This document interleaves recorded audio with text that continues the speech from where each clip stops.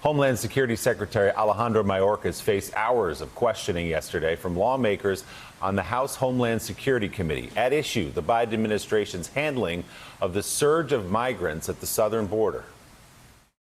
We are just saying, don't come now. That is not a message of deterrence. The Trump administration, in my judgment, did a masterful job in negotiating the Remain in Mexico policy and the asylum cooperative agreements with Central America. This administration has created this crisis by rescinding these agreements. I will share with you how I define a crisis. A crisis is when a nation is willing to rip a 9-year-old child out of the hands of his or her parent and separate that family to deter future migration.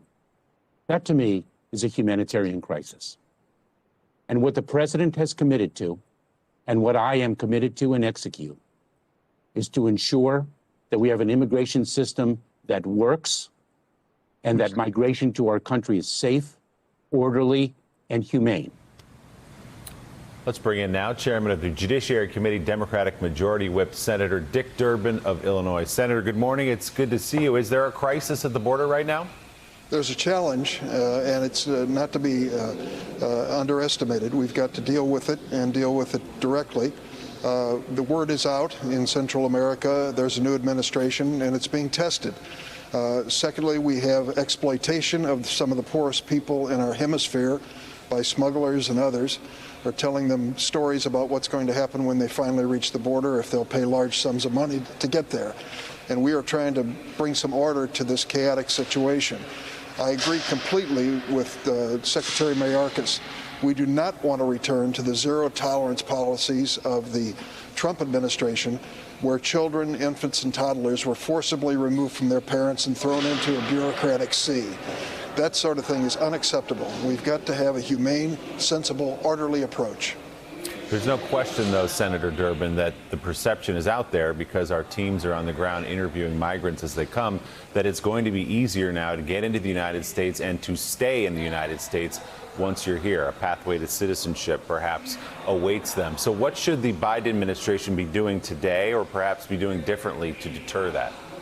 They're using Title 42 and basically saying to any adults coming across the border, be prepared to be returned to the other side of the border. Children, we're doing our best to treat them humanely in an orderly fashion, and that has created some strains on the system because of the numbers. But at the end of the day, we're going to need an orderly process at the border, and the American people want it, and we're going to deliver it. Senator, we certainly don't want to return to the policies of the Trump administration, as you said, that deliberately separated children and toddlers from their mothers and fathers as a deterrent.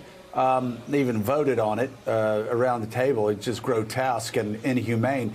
But how do we get back to, let's say, do we look at what Barack Obama's administration did? Because when he left office, the illegal border crossings across the Mexican border were at a 50-year low. It seems we can do this, and we can be humane about how we do this.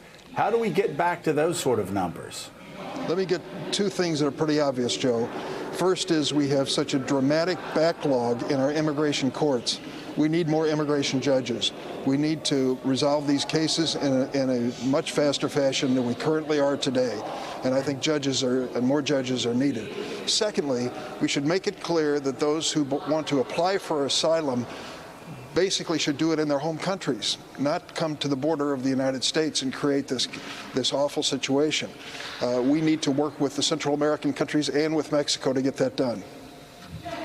You know, there are a lot of people like myself who have always looked at the Senate with great admiration and have seen it really as the world's most important, most deliberative body. I've always believed in the filibuster and have liked the fact that it has cooled down the legislation from hotheads like myself when I served in the House of Representatives. We've reached a point, though, where legislation over the past decade, we've passed very few significant pieces of legislation over the past decade. We've gotten to a point where elections don't really have consequences other than presidential executive orders that are signed and Supreme Court justices that are appointed.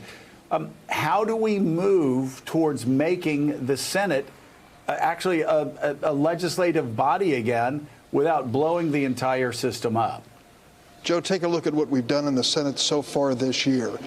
An impeachment trial, a reconciliation bill, and nominations. Period. End of story. Those three things, none of them are affected by the filibuster rule. The filibuster has a stranglehold on the United States Senate. It used to be rare. I can remember the day when I came to the Senate. It was rarely used. There was always the prospect out there, but rarely applied. Now it is commonplace. Whenever you're thinking about bringing a bill to the floor, the first question is, can I find a supermajority to support this bill, 60 votes? Because if I can't, any member can phone in a filibuster, stop the proceedings on the floor, and take the weekend off at home. That is unacceptable. We have got to do something to put life back into the Senate. Would actually making people get on the floor and talk, having people actually having to sit in the chamber, some of the reforms that Joe Manchin and others are talking about, would returning back to a talking filibuster make a difference, or will the Senate eventually have to go even further than that? Well, we all remember Jimmy Stewart, and we understand what happened to Mr. Smith. When he wanted to filibuster in his days, he had to stand there as long as he wanted to stop the Senate. No longer the case. Members make a phone call to the cloakroom right off the Senate floor and say, I think I might file some demand for cloture on this. Stop the proceedings. I won't give unanimous consent. And that's it. And then they go home for the weekend. If you had to stand at your desk because of your convictions and belief and commitment and make some personal sacrifice, I think it would be less frequently used. Hey, thanks so much for watching our YouTube channel. You can follow up on today's top stories and breaking news, or catch up on your favorite MSNBC shows all in one place. Download the NBC News app today.